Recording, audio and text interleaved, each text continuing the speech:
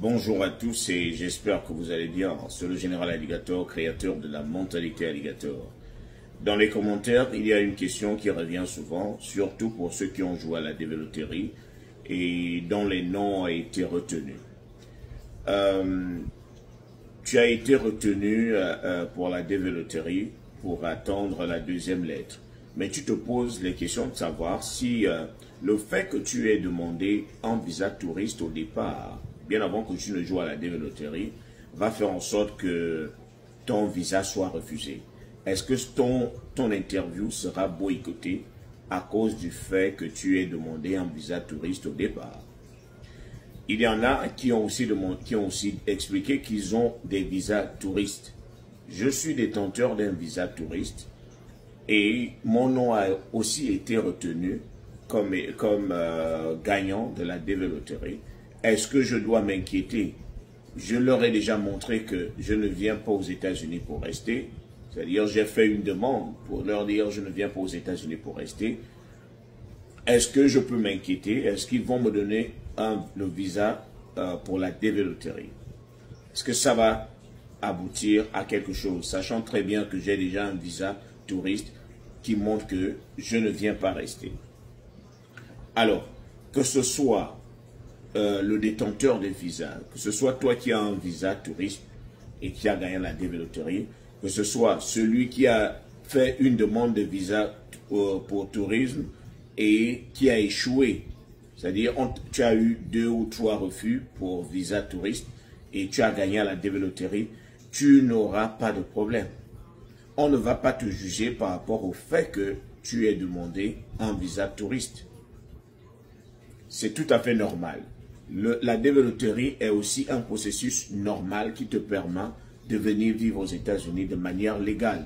Maintenant, si au départ tu as fait une demande de visa non immigrant, on ne va pas te condamner pour ça parce que c'est un autre domaine. Par contre, ce qui cause souvent problème, c'est lorsque tu as joué à la développerie, tu as gagné à la développerie et tu es allé à l'interview. Tu es allé à l'interview et cela n'a pas marché. Je réitère, tu as joué à la développerie, tu as été retenu, tu as reçu ta deuxième lettre, tu es allé passer ton interview, mais malheureusement, l'interview ne s'est pas soldée de manière positive. Lorsque tu repars pour demander un visa touriste, là par contre, il sera difficile qu'on te croie sur parole. Parce que tu as déjà montré les intentions, tu as joué à la développerie, tu avais déjà cette intention-là de venir rester aux États-Unis. Donc quand tu viens demander le visa touriste et tu promets revenir, il est difficile qu'on te croie. Ce n'est pas que c'est impossible, mais je dis dans la majorité des cas, lorsque tu as raté l'interview de la développerie, tu es allé jusqu'à passer ton interview et cela n'a pas marché. Lorsque plus tard, tu viens demander un visa touriste, ça va être difficile qu'on te croie sur parole. Parce qu'on va se dire, bon, celui-là, il avait déjà un pied aux États-Unis. Donc, cette intention, sa tête, c'est déjà pour rester aux États-Unis. On n'est pas sûr qu'il va partir en tant que touriste parce qu'il y a déjà les bonnes intentions de rester aux États-Unis. Donc, visa immigrant. Et c'est ça un peu la différence. Celui qui a fait la demande de visa touriste avant les résultats de la développerie, on ne va pas le condamner pour cela. C'est tout à fait normal que tu demandes un visa touriste si tu veux venir. Maintenant, si tu as la possibilité d'avoir un visa immigrant, tant mieux. Tu n'as rien demandé. C'est un jeu où tout le monde a la possibilité de faire. Toi-même, tout le monde peut jouer à la développerie. Tout le monde est autorisé à jouer à la développerie. Donc, c'est tout à fait normal.